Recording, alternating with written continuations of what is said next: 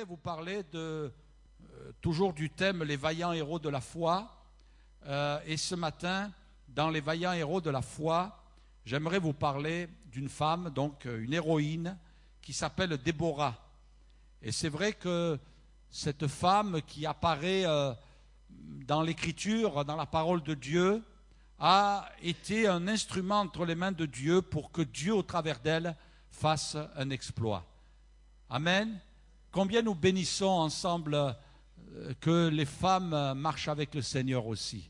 Et c'est extraordinaire de voir le courage qu'il y a dans le cœur des femmes et des filles. On sait qu'il y a une soif, une prédisposition pour une soif particulière à l'égard des choses spirituelles.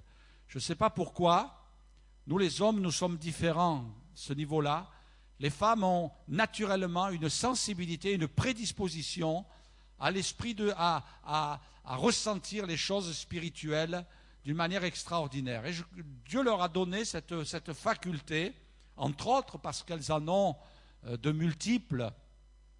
Et elles sont, ces facultés, au bénéfice de tout leur entourage.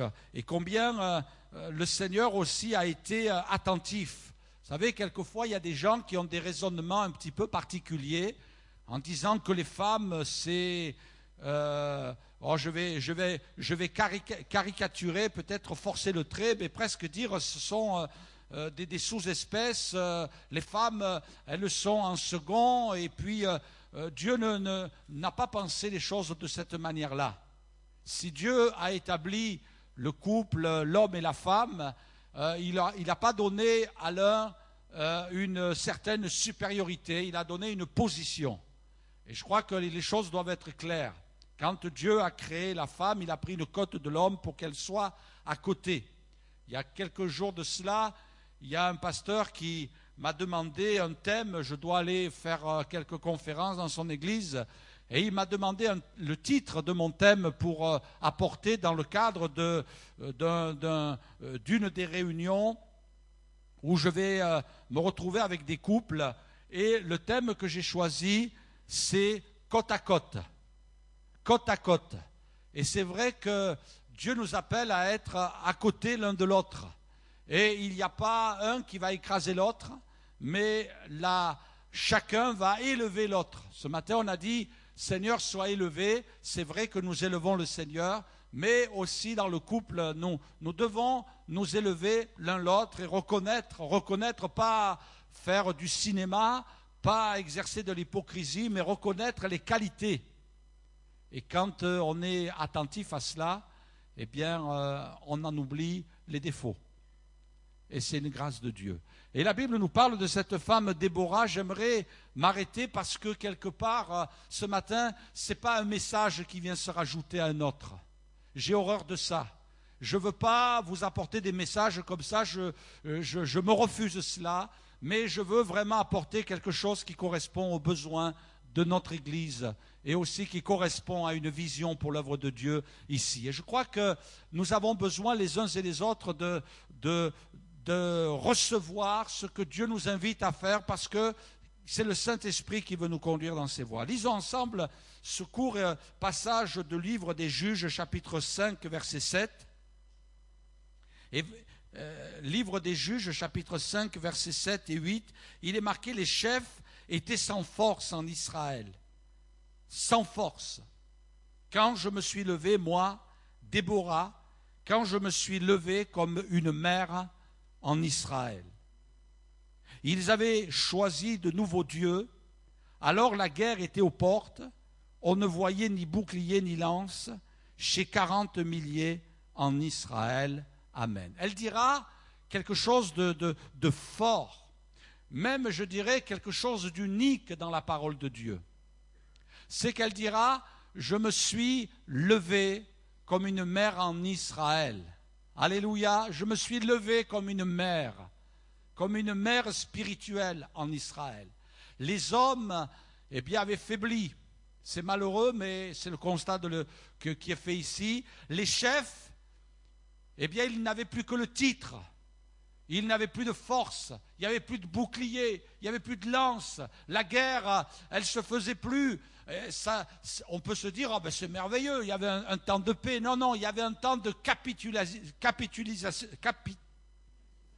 Merci. Quand on n'arrive pas à le dire, il ne vaut mieux pas insister. Le peuple avait capitulé, voilà, c'est mieux.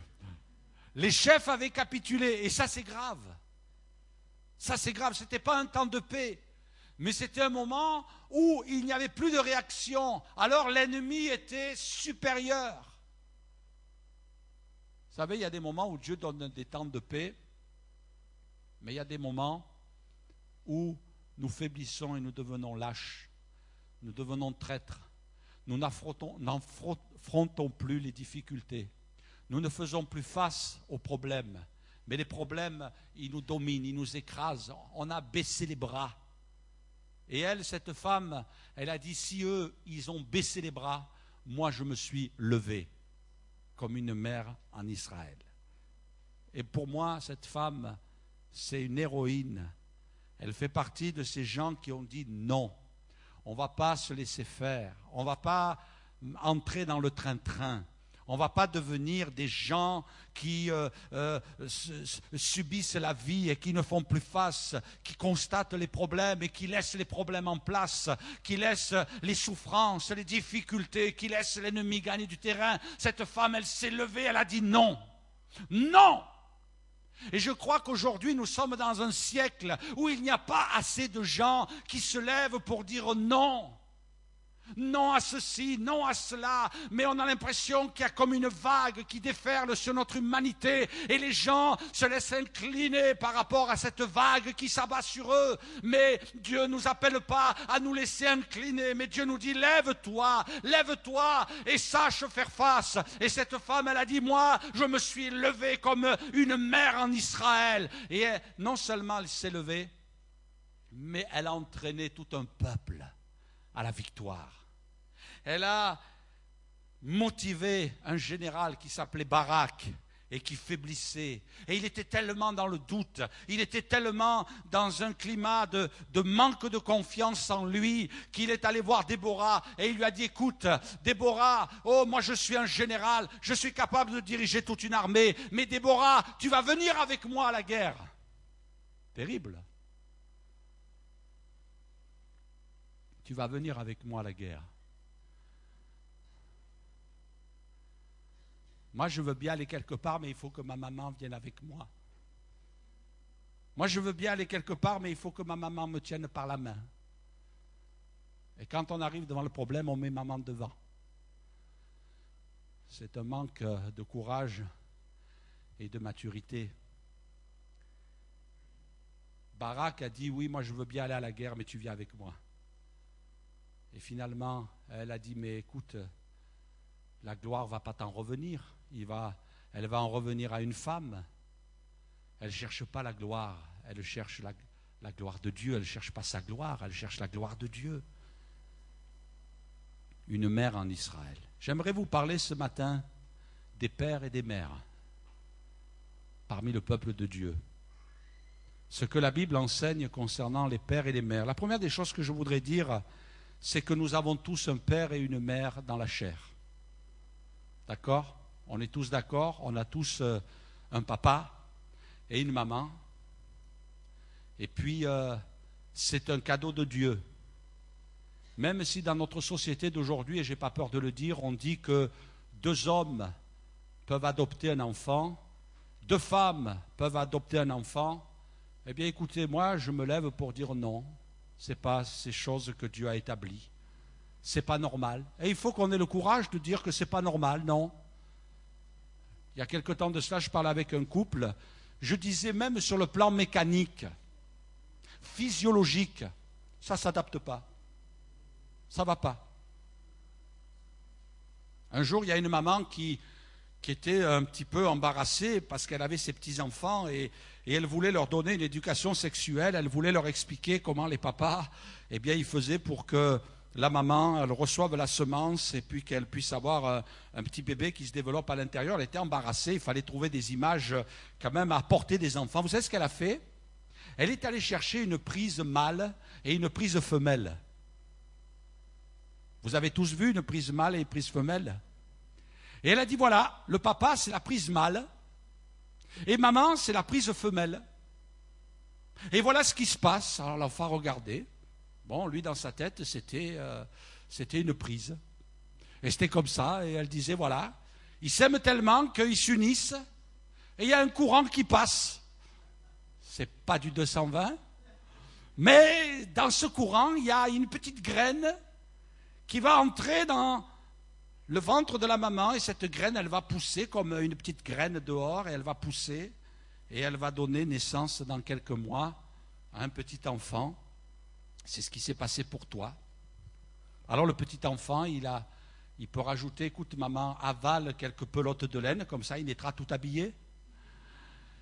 Et voyez-vous, quelque part, il y a une logique comme ça que Dieu a établie, et je crois qu'on peut se lever en disant non, non, il y a des choses que Dieu a établies, et il n'est pas question qu'un homme avec un autre homme puisse adopter un enfant, et qu'une femme avec une autre femme puisse adopter un enfant. Non, Dieu a établi les choses d'une certaine manière, parce que nous pouvons nous lever, et nous pouvons afficher nos couleurs, et nous pouvons dire, voilà, c'est pas parce que, on est sous une influence, mais parce que Dieu a établi les choses. La Bible dit quelque chose d'important, honore ton père et ta mère, afin que tes jours se prolongent dans le pays que l'Éternel, ton Dieu, te donne. Les enfants, combien d'enfants ce matin levez la main? Voilà, ouais, il y a des grands qui lèvent la main aussi, bon, je vous remercie les grands. Mais voyez-vous, les enfants, la Bible dit, honore ton père et ta mère. Si tu veux vivre heureux, la Bible dit que c'est le seul commandement avec une promesse. En principe, quand il y a un commandement, il n'y a rien qui suit. Mais ici, il y a un commandement, et après ce commandement, c'est le seul, où il est dit, si tu veux vivre heureux, si tu veux que tes jours se prolongent, voilà, il faut que tu honores ton père et ta mère. Vous devez honorer vos parents, les respecter. Avoir du respect pour vos parents. La Bible dit que Jésus, à 12 ans, il était soumis à ses parents.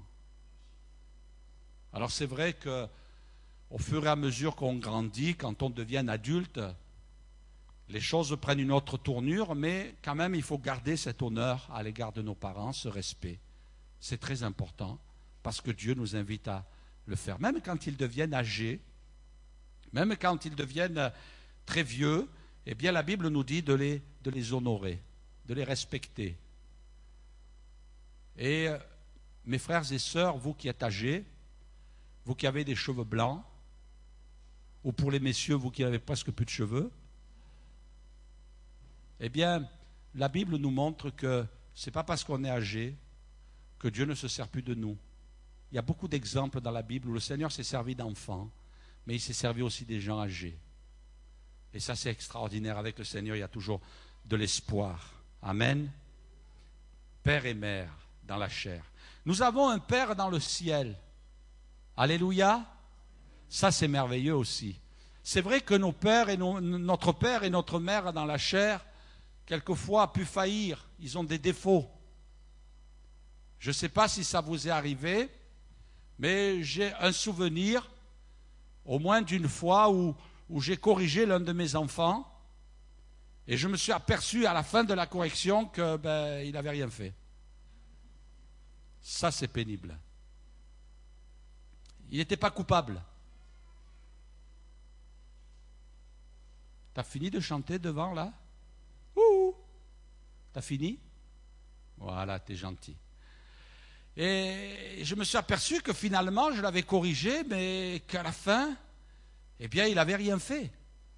Alors ça, c'est embarrassant. Parce que quand vous dites à quelqu'un qu'il a tort et qu'ensuite vous vous rendez compte qu'il a raison et puis vous reconnaissez que vous avez tort et qu'il a raison, vous vous excusez, mais quand vous l'avez corrigé, la correction, elle est passée par là, quoi. Alors, je ne me rappelle plus exactement ce que c'était, mais il avait été puni, et puis la punition avait été injuste. C'est vrai que quelquefois, les parents, on peut faire des erreurs.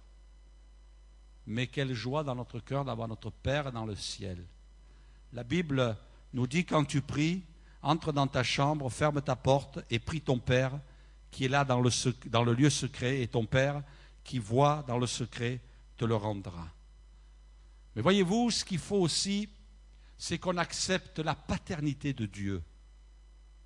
On peut accepter la divinité de Dieu. On peut accepter la seigneurie de Dieu. On peut accepter la souveraineté de Dieu. D'accord ? Et je crois que ce matin, on est d'accord sur ce plan-là, en disant, oui, j'accepte que Dieu soit Dieu. Je crois que Dieu est souverain, que Dieu est créateur. On peut reconnaître toutes sortes de facultés, toutes sortes de qualités qui définissent la personne de Dieu. Mais avons-nous accepté la paternité de Dieu? La paternité de Dieu. Il est dit, vous n'avez pas résisté jusqu'au sang en luttant contre le péché, et vous avez oublié l'exhortation qui vous a été adressée comme à des fils. Mon fils, ne méprise pas le châtiment du Seigneur. Et c'est terrible ça, hein? Un Dieu d'amour, un Dieu de bonté, un Dieu de grâce, un Dieu de patience. La Bible dit ici, et c'est dans le Nouveau Testament, le châtiment du Seigneur. Et ne perds pas courage lorsqu'il te reprend. Parler de châtiment, il est parlé que le Seigneur nous reprend, que le Seigneur châtie, car le Seigneur châtie celui qu'il aime. Et il frappe de la verge tous ceux qu'il reconnaît pour ses fils ou pour ses filles. Supporter le châtiment, c'est comme des fils que Dieu vous traite. Car quel est le fils qu'un père ne châtie pas? Mais si vous êtes exempt du châtiment auquel tous ont part, vous êtes donc des enfants illégitimes et non des fils. Amen.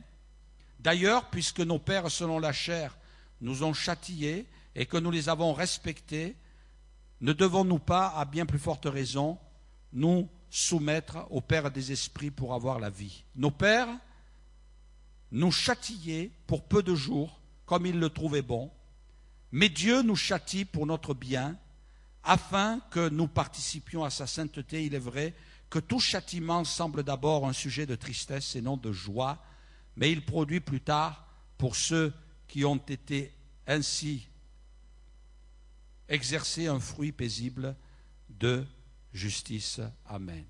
Alors c'est vrai que ce n'est pas évident de traiter ce sujet, parce que il y a quelquefois des personnes qui ont subi de la violence physique, et ce n'est pas de ce châtiment dont il est question, la violence physique que des enfants ont subi, c'est pas la volonté de Dieu. Dieu ne nous appelle pas à frapper au sang, à frapper en faisant souffrir d'une manière extrême un enfant. C'est pas ce que Dieu nous appelle à faire.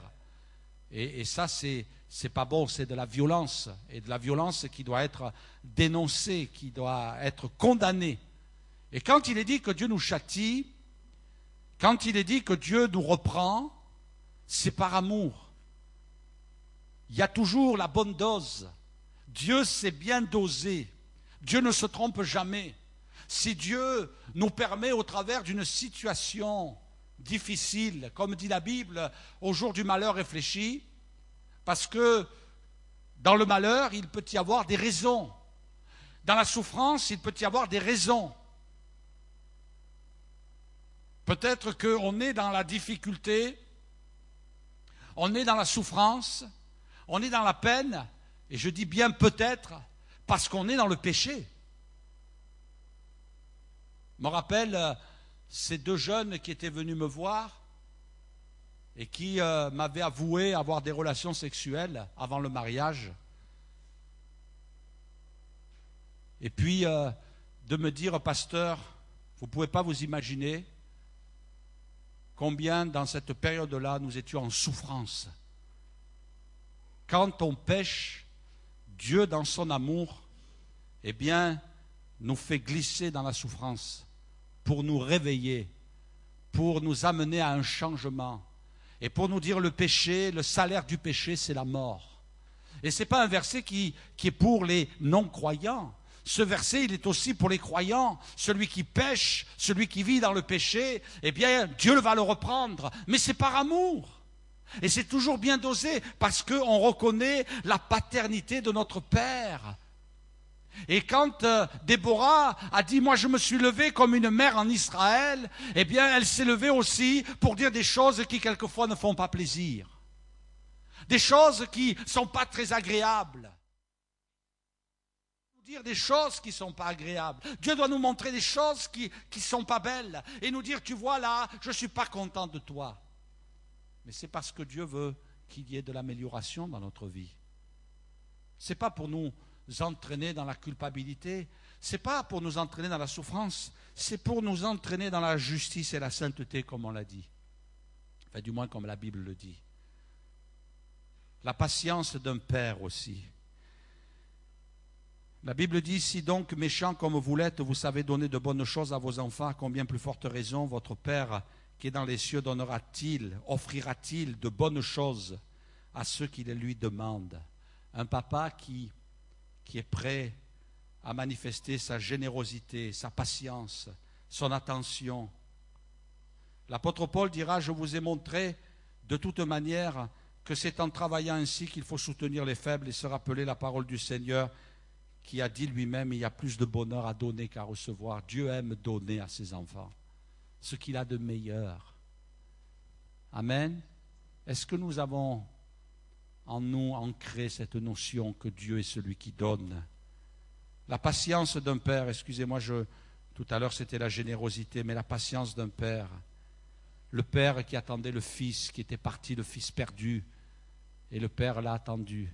Et quand il est revenu, il l'a pris dans ses bras. Déborah a dit, je me suis levée comme une mère en Israël. Ça fait penser aussi que nous avons des gens qui nous ont précédés dans la foi. Frères, je ne veux pas que vous ignoriez que nos pères ont tous été sous la nuée et qu'ils ont tous passé au travers de la mer. Ceux qui nous ont précédés dans la foi sont pour nous des exemples aussi. Et Dieu veut que ce soit nos pères et nos mères dans la foi. Il y a des gens qui ont été des gens extraordinaires. La Bible relate la vie de ces gens-là. Et ce sont des gens qui nous enseignent aussi. Quelqu'un qui pense finalement qu'il n'a pas besoin de regarder d'où il vient, disait quelqu'un, c'est quelqu'un qui ne sait pas où il va.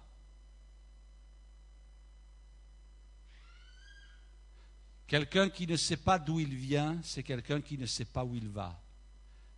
Si tu ne viens pas à tes racines dans la foi, tu ne vas rien apprendre. Et quelquefois, ça peut être un petit défaut qui gagne le cœur des jeunes, en disant, mais je n'ai rien besoin d'apprendre, moi, des anciens. Je n'ai rien besoin d'apprendre de ceux qui m'ont précédé dans la foi, parce qu'ils n'ont rien à m'enseigner. Si tu n'es pas prêt à apprendre, alors tu vas vers des expériences douloureuses. Maintenant, il faut faire attention. L'ancienneté, avec tout le respect que je dois pour les plus âgés, l'ancienneté, ce n'est pas une question d'âge. Moi, j'ai entendu des gens qui ont dit, vous savez, pasteur, moi, je suis un petit peu comme un ancien, et qui étaient de vrais anciens, qui étaient des gens qui communiquaient vraiment c'était de bons modèles. Mais je peux vous assurer que j'en ai rencontré, c'était des modèles à surtout ne pas imiter. C'était des gens qui, j'avais envie de dire, votre vie, elle ne fait pas envie, et j'ai vraiment pas envie que certains vous ressemblent. Par contre, il y a des gens qui nous donnent envie, dans la foi, dans la vie chrétienne, dans la marche avec Dieu. La Bible dit, nous donc aussi, puisque nous sommes environnés d'une si grande nuée de témoins, rejetons tout fardeau et le péché qui nous enveloppe si facilement et courons avec persévérance dans la carrière qui nous est ouverte. On va y revenir dans quelques instants. Quand Déborah a dit « Je me suis levée comme une mère en Israël », elle nous fait aussi sous-entendre qu'il y a de la maturité spirituelle. Normalement, un papa et une maman font preuve de maturité. Vous avez remarqué, quelquefois, on fait un petit peu avec quand ils sont tout petits, on fait un peu les foufous. Hein, on rigole avec les enfants, ils aiment bien ça. Mais vous avez vu que si vous restez vous restez quelques instants comme ça, tout de suite après ils vont en profiter, mais ça c'est inconscient. Ils vont en profiter et dire ah ben tiens j'ai le dessus, il faut que vous redeveniez le papa et la maman. Quand on est parent, on ne peut pas être le copain ou la copine de nos enfants, c'est pas possible. On les aime trop. Mais quelquefois même quand ils commencent un petit peu à grandir, on leur dit écoutez, je ne suis pas ton petit copain moi, hein. Alors tu vas me parler autrement, hein. Non, vous, ça vous est jamais arrivé, hein. Non, c'est quelque chose qui est étranger, hein. Mais il y a des parents, quelquefois, qui sont obligés de dire écoute, je ne suis pas ton petit copain, hein. Je suis ton père. Je suis ta mère. Et quelque part, ce n'est pas le fait de le dire, mais c'est le fait de l'être. Parce que vous avez beau dire que vous êtes le papa, vous avez beau dire que vous êtes la maman, mais si l'enfant il n'a aucun respect pour vous, vous avez beau dire ce que vous voulez, vous l'écrivez sur la tapisserie, même si vous voulez. Je suis le papa, tu dois me respecter. Tac. Vous avez beau l'écrire, même dans sa chambre, mais si vous n'avez pas la maturité, ça ne passera pas. Et ça va générer du mépris. Quand elle dit « je me suis levé comme une mère en Israël », elle a fait preuve de maturité. Elle est mûre, elle est mature. Et vous savez, mes frères et sœurs, Dieu nous appelle aussi à être des chrétiens matures. La Bible nous invite à laisser de ce qui est de l'enfant, de ce qui est des attitudes puériles, de peut-être aussi arrêter de faire notre crise d'adolescence. Quelquefois, il nous arrive de rencontrer des gens, l'impression qu'ils sont en crise, ils n'ont jamais grandi. Mais Dieu nous invite à grandir. Regardez, j'ai trouvé cette petite image, je ne veux pas grandir. Et quelquefois, on a des chrétiens qui disent, je ne veux pas grandir. Je veux rester un bébé spirituel. Nommer une équipe dans l'église, qu'on vienne changer ma couche, qu'on me fasse manger, qu'on me mette au lit le soir et qu'on vienne me border. Immature, je ne veux pas grandir. Et c'est vrai que quelquefois, je le reconnais, on est devant de telles difficultés que nous sommes obligés de les affronter. On ne peut pas les contourner. Il faut se contenir, il faut faire face. On est des adultes, le monde des adultes. On est dans la maturité. Mais mes frères et sœurs, on trouve trop souvent des chrétiens qui n'ont pas grandi, qui sont restés des bébés. Il faut qu'ils soient là, qu'on les berce, qu'on les entretienne, que tout le monde soit centré sur eux. Ils sont devenus le nombril de l'Église.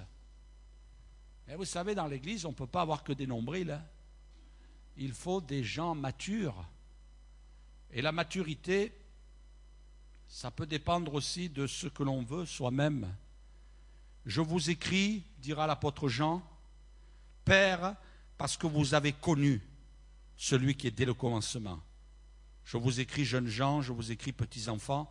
Et plus tard, il dira, un peu plus loin, je vous écris Père, parce que vous avez connu celui qui est dès le commencement. Il répète les mêmes choses. Vous avez connu, vous savez, vous avez le savoir. Vous devez, à partir de là, développer votre croissance. L'apôtre Paul va écrire aux Corinthiens et il va dire, pour moi, frère, ce n'est pas comme à des hommes spirituels que j'ai pu vous parler, mais comme à des hommes charnels, comme à des enfants en Christ. Je vous ai donné du lait, non de la nourriture solide, car vous ne pouviez pas la supporter, et vous ne le pouvez pas même à présent, parce que vous êtes encore charnels. En effet, puisqu'il y a parmi vous de la jalousie, des disputes, n'êtes-vous pas charnels, des enfants qui se disputent pour un petit camion, pour une bille, pour un soldat? Ça, c'est moi qui le rajoute, hein, ce n'est pas marqué dans la Bible. Hein. Vous êtes des enfants. L'un dit, moi je suis de Paul, moi je suis d'Apollos. Voyez, des enfants. Et ce qui est de l'enfant, chez nous, il faut le faire mourir. Quelqu'un disait, un philosophe, que finalement, nous sommes tous des enfants avec de la connaissance. Et c'est vrai que quelquefois, il y a un petit peu un retour de l'enfant qui remonte à la surface. Ouais, dites pas, non, non, moi je suis un adulte. Non, non, non. Hein? Non, non, il y a des petits côtés qui... Ah ben, on est un petit peu comme un enfant. Hein, messieurs, vous qui êtes... Non, vous, mais je ne parle pas à vous. Hein. Je ne parle pas à vous, messieurs. Mais quand votre épouse... Enfin, quand l'épouse vient, pas de vous, mais des autres messieurs d'ailleurs, et que l'épouse... Oh, mon petit chéri, elle commence à vous mettre une petite caresse là sur la joue. Oh non, je suis un homme.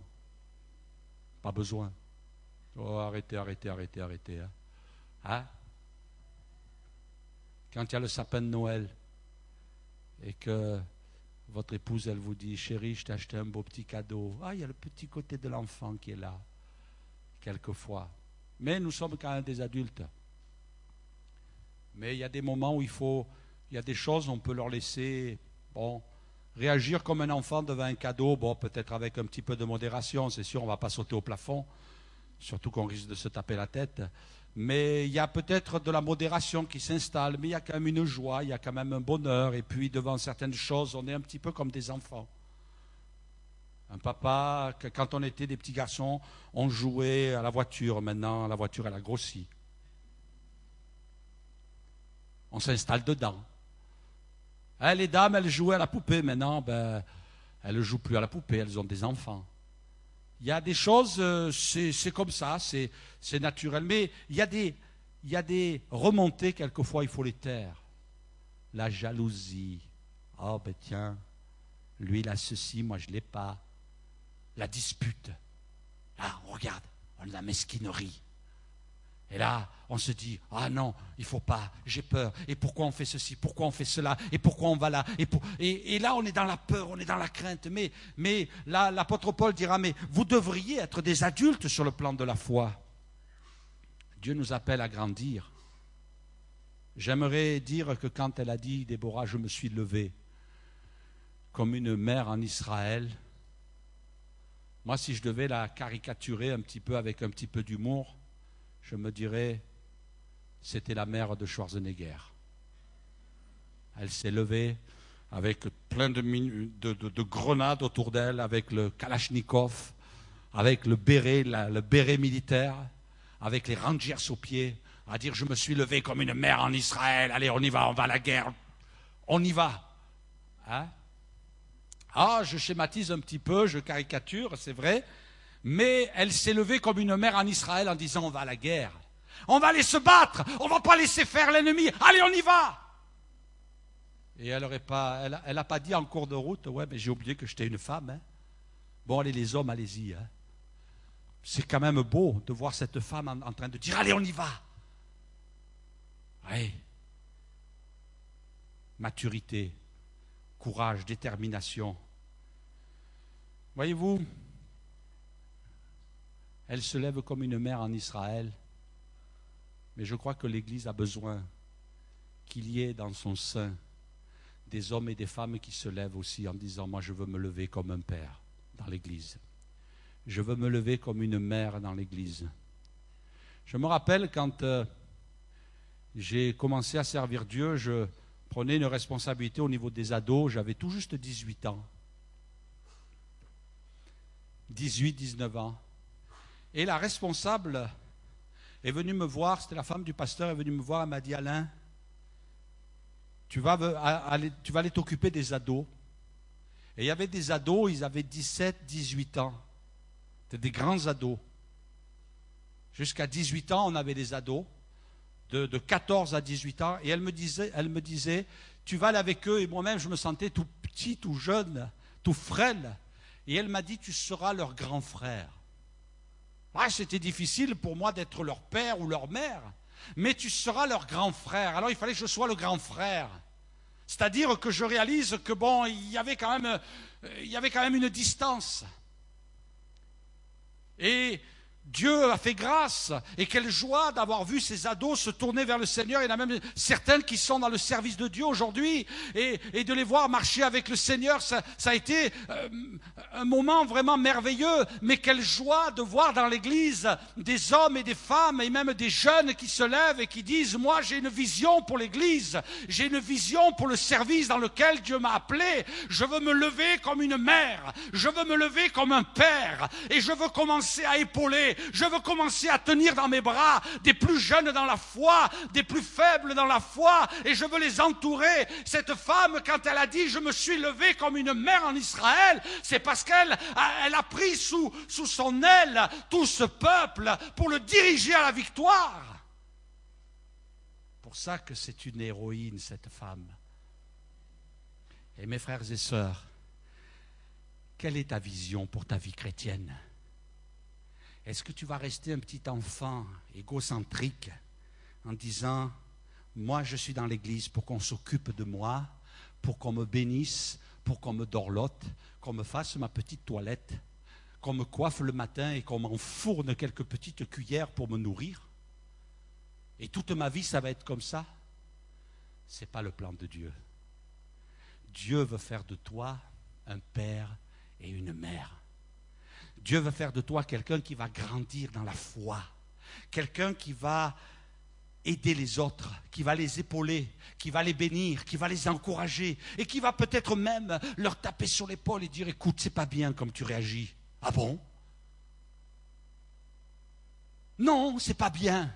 Tu ne fais pas preuve de maturité, tu fais preuve d'enfantillage. Arrête de raisonner comme ça, arrête d'avoir ce comportement, arrête d'avoir cette attitude. On le fait avec respect, avec amour, avec douceur. Mais on est une mère en Israël, on est un père en Israël. Mon rêve spirituel, c'est que dans l'église de Jésus de Limoges, on en ait plusieurs qui se lèvent et qui n'arrivent pas au culte un quart d'heure après, et qui salue la personne à côté, s'assoit, et part vite, sauvagement à la fin du culte, rentre chez lui, et se dit au fond de lui: à dimanche prochain, moi je viens pour le Seigneur. Ben c'est pas normal. C'est pas ce que Dieu t'appelle à faire. Parce que si tu viens pour le Seigneur, je voudrais te dire une chose: dans le ciel, tu ne vas pas être seul, hein. Tu ne vas pas être isolé dans un petit quartier, là, tout seul.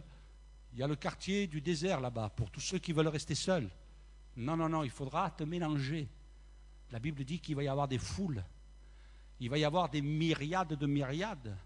Et Dieu nous appelle à être un corps véritable, et ne pas nous laisser gagner par cet esprit individualiste de dire: moi ce que je veux c'est uniquement être béni dans mon coin, qu'on s'occupe de moi, je suis venu au culte pour recevoir uniquement. Mais mon frère, ma soeur, tu es bien loin de la maturité que Dieu a prévue pour ta vie. Si tu vis que pour toi, mais qu'est-ce que ça doit être triste dans ta vie. Combien ça doit être morne, combien tu vas être malheureux, combien la vie chrétienne c'est un boulet qui est attaché à ton pied. Tu viens au culte et tu t'assois et tu entends des chants, tu reçois la parole, tu repars chez toi. Mais combien c'est malheureux d'avoir compris ça de la vie chrétienne, tu es complètement à côté. Cette femme, elle a dit: moi, je ne suis pas dans mon coin avec mon petit mari, parce qu'elle était mariée, en disant: je vis ma petite vie. Mais elle a dit: je me lève. Et mes frères et sœurs, j'ai l'impression que cette notion, elle disparaît du christianisme. Des gens qui disent: je vais me lever. Je vais me lever pour m'occuper des enfants. Je vais me lever pour m'occuper dans l'église. Je vais me lever pour faire ceci. Je vais me lever pour joindre ma contribution à l'œuvre de Dieu. Je vais me lever pour servir dans une activité. Je vais me lever pour m'occuper des bébés. Je vais me lever pour m'occuper du ménage. Je vais me lever pour m'occuper de l'entretien. Je vais me lever pour m'occuper de la jeunesse. Je vais me lever pour m'occuper des personnes âgées. Je vais me lever pour m'occuper des couples. Je veux me lever. Ça manque des gens comme ça. Et mes frères et sœurs, avec beaucoup d'amour et de tendresse ce matin que j'ai pour l'église de Limoges et pour toutes les belles expériences que nous avons faites, et je veux ce matin reconnaître de tout mon cœur tous ceux qui travaillent avec énergie et qui donnent de leur temps sans compter de leurs heures et Dieu le voit parce qu'on le fait pour le Seigneur et je crois que nous, les responsables spirituels, nous sommes conscients de tout ce que vous faites. Mais mes frères et sœurs, il y a une baisse chez nous et il faut se ressaisir. Il faut se reprendre là. C'est vrai que nous avons eu dans notre église des gens qui ont fait des histoires, mais ils sont partis. La page est tournée, c'est fini. Moi, je ne regarde pas, je ne vis pas avec le passé. Le passé, je veux garder que les belles expériences. Je regarde devant. Est-ce que l'église de Limoges a un avenir? Est-ce que l'église de Limoges va pouvoir se relever? Est-ce que l'église de Limoges va pouvoir se ressaisir? Est-ce que l'église de Limoges va resserrer ses rangs? Est-ce que dans l'église de Limoges, il y a encore des gens qui vont se lever et dire « Je veux me lever pour être une mère ou un père parmi le peuple de Dieu » ?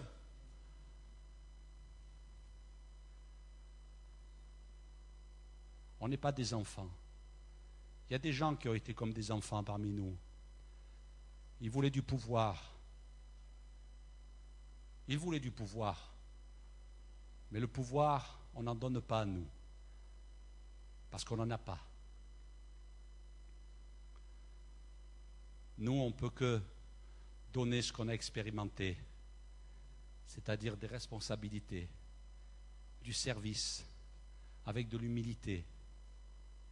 Pas le désir d'écraser les autres, comme des petits enfants. Il faut qu'il soit le premier, il faut qu'il soit le plus fort, alors il va se confronter. On n'est plus des enfants, on est des adultes. On n'est pas là pour écraser les autres, on est là pour les bénir. Faire du bien autour de nous. Un père et une mère en Israël. Mes frères et sœurs, ce matin, ma prière, et c'est un petit peu le programme de la rentrée, c'est de dire, Seigneur, qu'il se lève des hommes et des femmes. Que Dieu bannisse dans nos cœurs cet égoïsme, cette vie recentrée sur elle-même.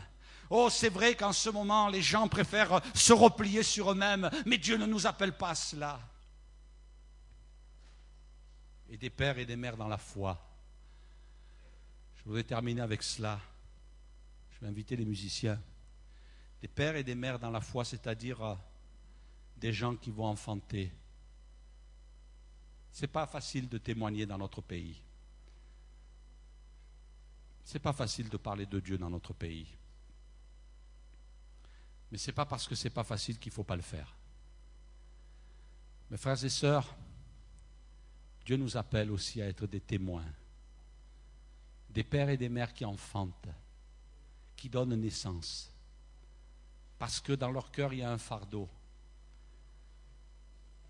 Toujours avec la même affection. Laissez-moi vous dire ce matin, en toute franchise, que quelquefois j'ai peur. J'ai peur de l'avenir. Parce que quand je vois comment l'Église avance dans le temps, ça fait peur. Nos églises étaient des églises qui étaient le fer de lance de l'évangélisation. On aimait l'évangélisation. On avait à cœur l'évangélisation. On amenait des âmes à l'évangélisation. On venait à l'évangélisation. On priait pour l'évangélisation. Mes frères et sœurs, je vois quelquefois de moins en moins des frères et sœurs fidèles.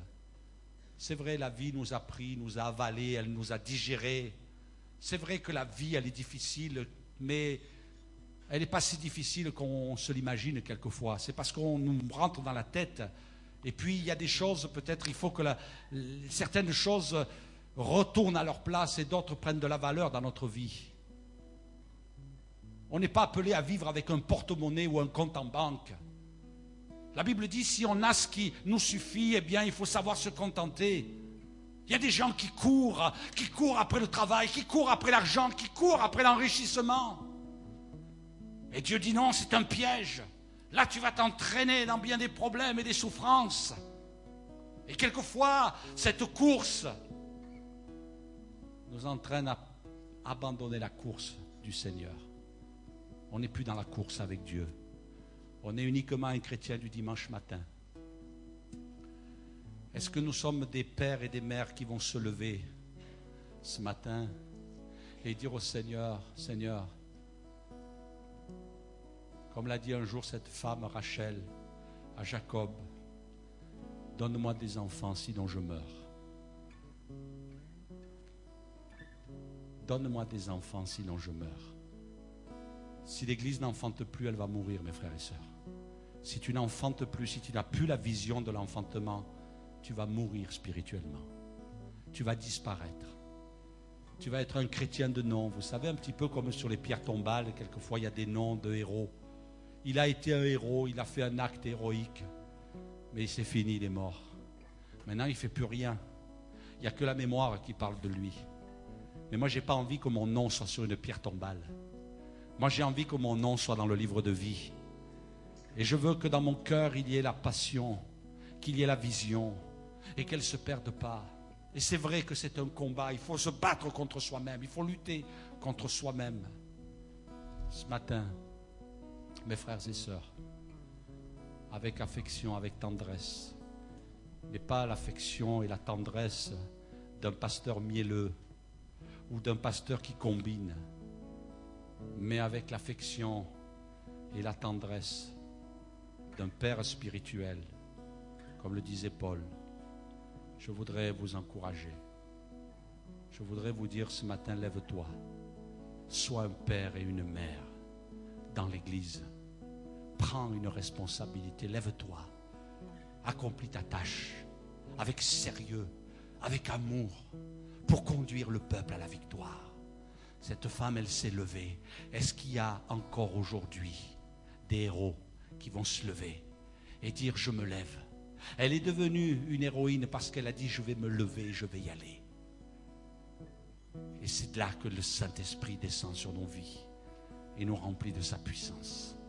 Est-ce qu'il y a ce matin des frères et des sœurs qui veulent entrer dans ce processus et dire Seigneur, je veux laisser ce qui est de l'enfant et je veux me lever comme une mère dans l'Église, comme un père dans l'Église, parce qu'il y a des besoins, parce qu'on a besoin de rayonner. On n'a pas besoin d'être une Église qui a un titre, mais une Église qui est en marche, une Église qui est en mouvement, une Église qui va se lever, des hommes et des femmes qui vont se lever pour relever des défis, pour l'évangélisation, pour être autour de cette Église comme une aide pour ceux qui sont dans la souffrance, dans la pauvreté, dans la misère. L'Église, ce n'est pas une estrade sur laquelle on va monter pour être vu, pour être applaudi, c'est pas ça.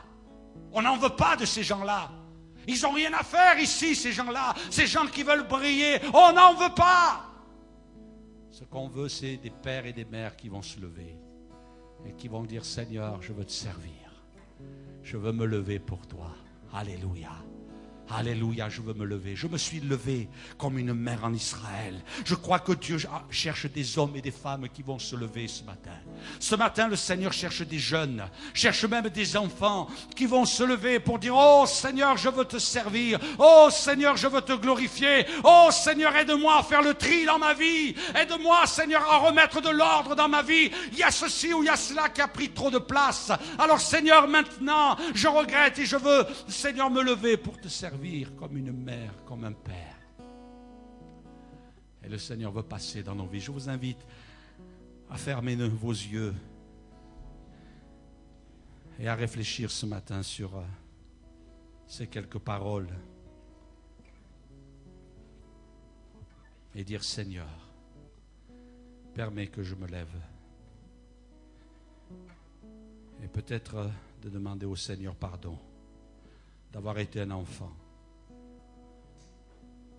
D'avoir été un enfant. D'avoir raisonné comme un enfant. D'avoir été mesquin comme un enfant.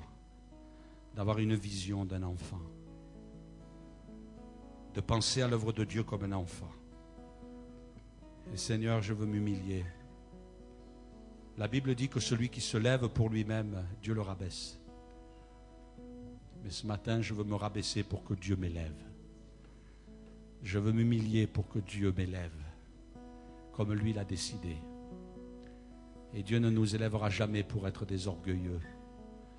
Dieu ne nous élèvera jamais pour dominer sur les autres. Mais Dieu nous élève pour que sa gloire soit encore plus élevée. Amen. Et ce matin, nous voulons nous lever pour lui. Est-ce que je peux vous demander, frères et sœurs, ce matin, votre participation? Est-ce que ce matin, nous voulons travailler pour l'avenir de notre Église, parce que nous l'aimons, parce que nous voulons la bénir? parce que nous voulons qu'elle soit à la gloire de Dieu. Seigneur, est-ce que ce matin je peux me lever pour toi? Et je voudrais vous inviter, frères et sœurs, à vous lever à votre place. Simplement, nous allons prier devant le Seigneur. Nous allons te dire devant lui, nous approcher de lui, placer nos cœurs devant lui. Quel exemple, Déborah, je me lèverai. Je me suis levé comme une mère en Israël. Peut-être que tu es fatigué, tu es découragé. Peut-être que tu as fait des expériences douloureuses. Peut-être que tu as vécu des déceptions, des trahisons. Mais Dieu te dit, c'est pas parce que tu es passé par tout cela que tu as raison de ne pas te lever. Jésus est passé par cela. Il est passé par les pires trahisons. Et pourtant, il n'a jamais abandonné la course. Mais il est resté fidèle jusqu'au bout. Et nous devons nous aussi, mes frères et sœurs, se dire que même si nous avons fait des expériences difficiles et douloureuses, même si dans notre cœur il y a de la souffrance, parce que nous crions à l'injustice, le Seigneur nous dit, sers-toi de cette expérience et continue et va plus loin. Ce matin, il y a des frères et sœurs qui servent dans l'Église, qui ont à cœur une tâche, un service, un ministère. Ce matin, prie pour cela. Il y a toute une année qui s'ouvre devant nous. Toute une année qui s'ouvre devant nous. Et il va falloir assumer et assurer. Il va falloir être fidèle jusqu'au bout. J'aimerais qu'on chante un chant de consécration ce matin. Et pendant que nous sommes en train de prier, chacun, peut-être il y a des frères et sœurs ce matin qui disent, Seigneur, j'ai besoin que tu m'aides. Seigneur, que je me suis assis, mais aujourd'hui je veux me lever. Je me suis assis pour me reposer et je me suis endormi, Seigneur. Avant que je meure, Seigneur, je veux réagir. Seigneur, tu vois, je me sens appelé à te servir, mais Seigneur, j'ai si peu d'expérience, je suis si tremblant, je suis si hésitant, j'ai besoin de toi. Seigneur, je suis découragé, je suis à deux doigts d'abandonner, mais ce matin, j'ai besoin de toi. Je voudrais prier ce matin, que ce soit un culte, le culte de la rentrée, mais que ce soit le culte de la décision aussi. Je voudrais prier, peut-être ce matin, quelqu'un se sent découragé. Je voudrais t'inviter à t'approcher, à venir devant. On va prier pour toi. On va demander à Dieu sa grâce. Il nous est dit qu'à un moment donné, le Saint-Esprit a dit, mettez-moi à part Paul et Barnabas pour l'œuvre à laquelle je les ai appelés. Et il nous a dit qu'ils ont prié pour eux, leur imposé les mains. Et ce matin, on veut prier pour toi, simplement, de tout notre cœur, pour que tu sois renouvelé, pour que tu sois fortifié dans le service. Approche-toi, viens devant, on va demander à Dieu sa grâce. On va demander à Dieu son secours. Et ce matin aussi, je voudrais, pendant que quelques-uns s'approchent, je voudrais prier ce matin aussi pour ceux qui ont besoin de l'attention du Papa dans le ciel aussi. Quelqu'un ce matin est en difficulté, en souffrance. Tu as un problème, tu es dans la maladie, tu es dans la difficulté. Viens ce matin pour que ton Papa dans le ciel te bénisse. Il y a un Père dans le ciel qui pense à toi. Il y a un Père dans le ciel qui veut te bénir ce matin. Il y a un Père dans le ciel qui veut te secourir ce matin. Il y a un Père dans le ciel qui veut t'aider ce matin, qui veut te prendre dans ses bras et qui veut te bénir. Peut-être il y a quelqu'un ce matin qui revient dans la maison du Seigneur aussi. Et il a envie de se jeter comme tout à nouveau. Il est comme le fils perdu. Et tu as envie de te jeter dans les bras du Père en disant, Seigneur, je veux revenir dans tes bras. J'ai abandonné mon Père céleste. Je l'ai laissé, mais ce matin, je veux faire un retour vers lui. Alors avance, viens devant aussi, on va prier pour toi. On va demander à Dieu de te bénir. On va demander à Dieu de te secourir. On va demander à Dieu de te serrer dans ses bras. On va demander à Dieu de t'aider dans tes difficultés, dans tes souffrances. Venez ce matin. C'est devant le Seigneur que vous vous présentez. Toi qui te sens fatigué, découragé, tu peux t'approcher de lui. On va prier ensemble. Ne baisse pas les bras, mais lève-toi. Lève-toi ce matin. Alléluia.